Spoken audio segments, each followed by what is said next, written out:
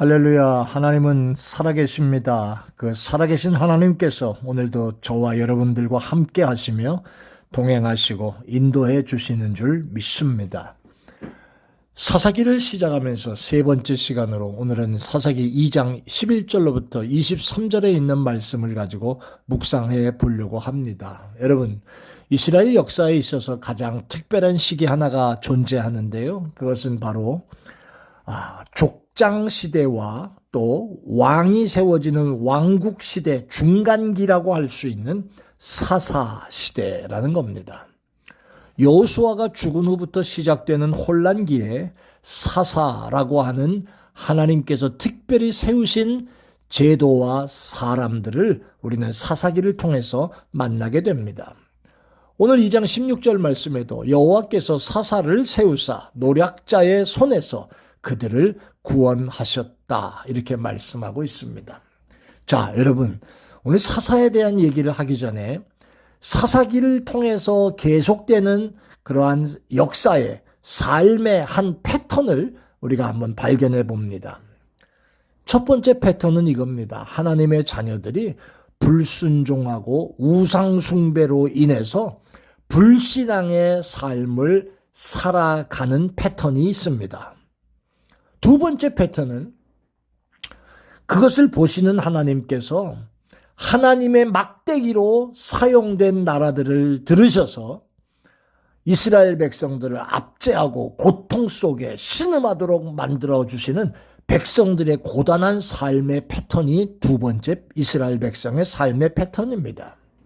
세 번째는 견디다 못해서 이들이 하나님 잘못했습니다. 용서를 구하고 회개하는 그러한 시기가 나옵니다. 그때 하나님은 불쌍히 여기셔서 사사를 세우십니다. 네 번째 마지막 패턴이 바로 세우신 사사들을 통해서 하나님의 은혜와 구원의 손길로 완전한 평안과 평화가 회복되는 그러한 시기가 바로 네 번째 패턴입니다. 어떻게 보면 사사기는 오래전의 이스라엘 민족의 삶의 이야기입니다. 그런데 이것이 무슨 우리와 의미가 있겠습니까? 라고 말할 수 있지만 이 사사기에 반복되는 패턴이 바로 우리 시대를 살고 있는 우리들의 이야기와 전혀 다르지 않다는 겁니다. 은혜를 주셨을 때 그 은혜를 바로 사용하지 못하고 탕진해버리며 제잘난 듯이 살아가던 어리석은 탕자 같은 삶의 모습을 발견하게 해줍니다. 또 은혜를 잃어버린 백성이 결국 세상과 손잡고 타협하고 살다 보니 하나님의 자녀의 삶을 살지 못하고 우상 앞에 엎드리고 기가 막힌 결과를 얻을 수밖에 없는 그러한 모습도 깨닫게 해줍니다. 또 두 번째는 하나님께서 그런 백성을 가만히 두지 아니하고 채찍을 들어 쓰시는 것처럼 고통을 당하고 뺏김을 당해도 처음에는 알지 못합니다. 그런 모습으로 어려움 가운데 집어넣고 연단시키시는 삶의 패턴을 우리 속에서도 보게 됩니다. 결국 어떤 이들은 그 속에서도 하나님, 내가 잘못했습니다 라고 고백하며 자기가 이 모양 이 꼴이 된 것은 하나님 앞에 불순종이 원인이라는 것을 각성하고 눈물로 회개하고 변화되는 역사가 일어나는 그런 시기가 있습니다. 하나님 앞에 자신들의 문제를 내놓고 부르짖습니다. 자신들의 잘못된 삶을 진노하고 채찍질하셨지만 하나님 용서해달라고 구하는 그런 모습의 패턴이 나옵니다. 그리고 네 번째는 그런 기도를 들으시고 하나님은 어떤 모양으로든지 다시 우리를 이끌고 건져내시고 다시 회복시켜 주시는 축복의 시간이 주어진다는 겁니다. 여러분은 지금 어느 부분쯤에 계시다고 생각하십니까? 하나님의 은혜를 알지 못하고 세상과 타협하고 세상에 깊이 빠져서 세상과 짝하고 살고 있는 그런 모습의 삶입니까? 지금 그것으로 인하여 또 가시가 되고 올무가 와서 내게 고단한 삶을 살게 하는 그런 모습이 있지는 않습니까? 또 이제야 내가 잘못됐다는 걸 깨닫고 하나님 앞에 눈물로 회개하고 부르짖는 그런 과정입니까? 아니면 구원의 기쁨을 다시 회복하고 평안과 은혜를 회복하고 살아가는 복된 삶을 사십니까? 부디 여러분과 저의 삶이 이 네 가지 삶의 형태 가운데 있을 것인데, 간절히 바라기는 마지막 부분, 은혜와 평강 속에서 허락하시는 하나님의 복을 누리고 사는 삶이 여러분 모두에게 임하게 되시기를 간절히 축원합니다.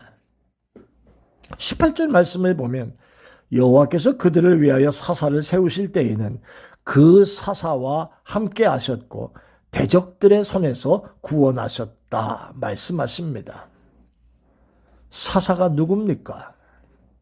이건 족장이 아닙니다. 족장과 달리 사사는 어려운 시대에 하나님이 당신의 일을 위하여 특별히 부르신 하나님의 종들입니다.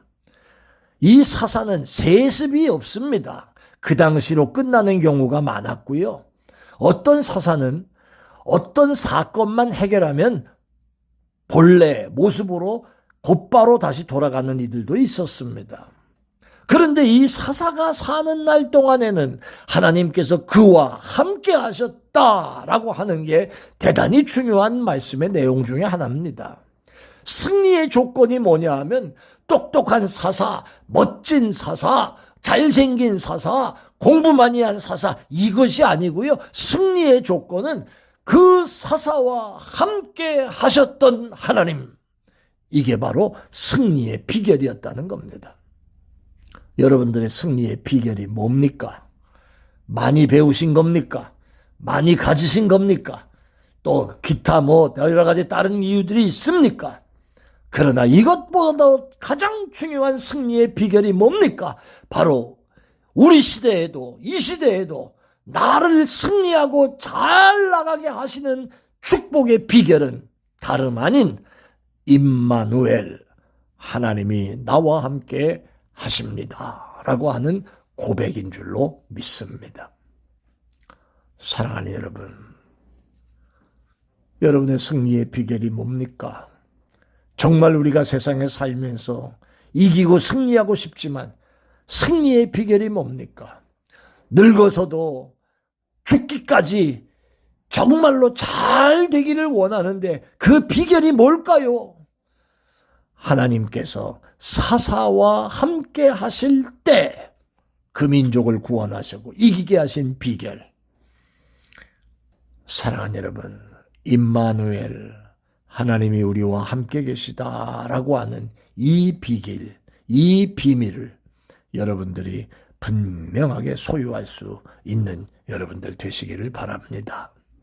오늘도 어디에 계시든지 하나님 나와 함께 하십니다. 이 고백과 하나님의 함께 하심으로 감사합니다. 이 감사, 이러한 입술의 고백과 마음의 감사가 넘치는 여러분들의 한날이 되시기를 예수의 이름으로 축원합니다. 아멘.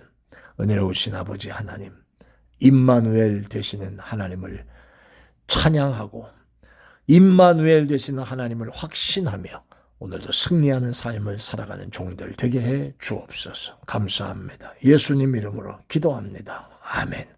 고맙습니다. 계신 곳에서 평안하시고요. 은혜로